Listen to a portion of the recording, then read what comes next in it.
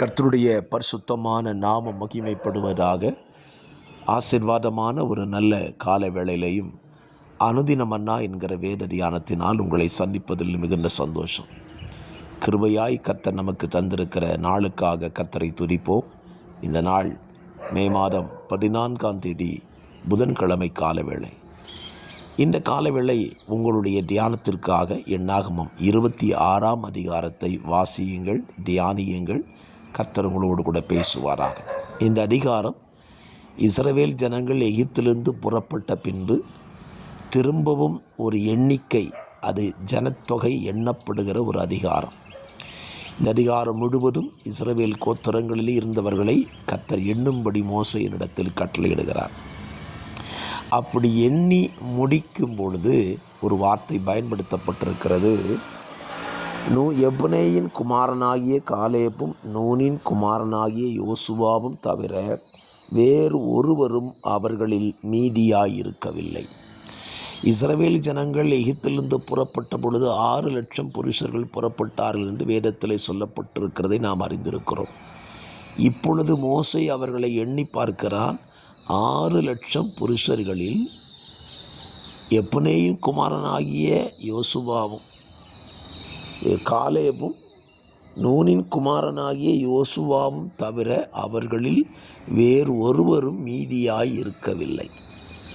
இந்த வார்த்தையை கவனிச்சிங்கன்னா நமக்குள்ள ஒரு பயம் வரும்.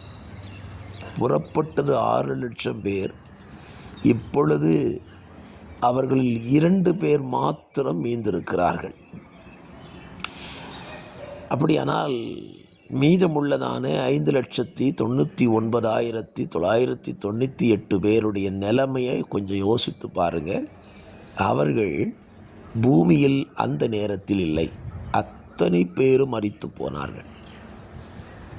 தேவன் அவர்களை அழைக்கும் பொழுது அவர்களுக்கு கொடுத்த வாக்கு என்ன? வாலும் தேனும் ஓடுகிற கானான் தேசத்தை உங்களுக்கு கொடுப்பேன் என்று வாக்குப்படி தான் அழைத்தார். ஆனால் அவர்கள் அந்த வாக்குத்தத்த பூமிக்குள் போக முடியவில்லை. இந்த காலவெளியிலே நாம் இதிலிருந்து ஒரு காரியத்தை சிந்தித்து கொள்ளலாம். நாம் தேவனை ஏற்றுக்கொள்ளும் போதும் தேவன் நமக்கு கொடுத்த வாக்கு அதுதான். பரலோகத்தை உங்களுக்கு தருவேன், உங்களுக்கு ஒரு ஸ்தலத்தை ஆயத்தம் பண்ணி வைத்து கொண்டிருக்கிறேன் என்று சொல்லியிருக்கிறார். வாக்குத்தத்தங்கள் எல்லாம் உண்மையானது. ஆனால் அதை நாம் சுதந்திரித்து கொள்ளக்கூடியதான நிலையிலே நாம் இருக்க வேண்டும். இன்றைக்கும் பலரும் வாக்குத்தத்தங்களை பெற்றுக்கொள்ளுகிறார்கள். ஆனால் வாக்குத்தத்தங்களை சுதந்திரிக்கிறவர்களாக அவர்கள் என்ன செய்யலை? வாழ முடியாமல் போயிருந்தாங்க.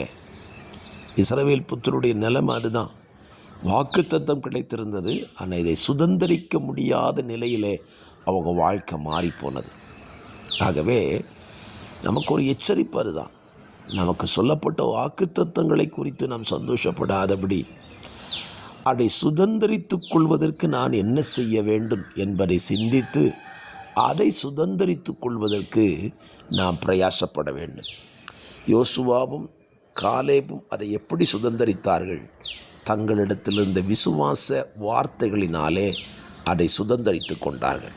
ஆகவே இந்த காலவெளியிலே உங்களுக்கு தேவன் தந்த வாக்கு தத்தங்களை சுதந்திரித்துக் கொள்வதற்கு விசுவாசத்தின் வார்த்தைகளை பயன்படுத்தி அதை சுதந்திரித்துக் கொள்ளுங்கள். கர்த்தர் உங்களை நடத்துவாராக. இந்த வார்த்தை அப்படியே உங்கள் வாழ்க்கையில் நிறைவேறட்டும். ஆமென்.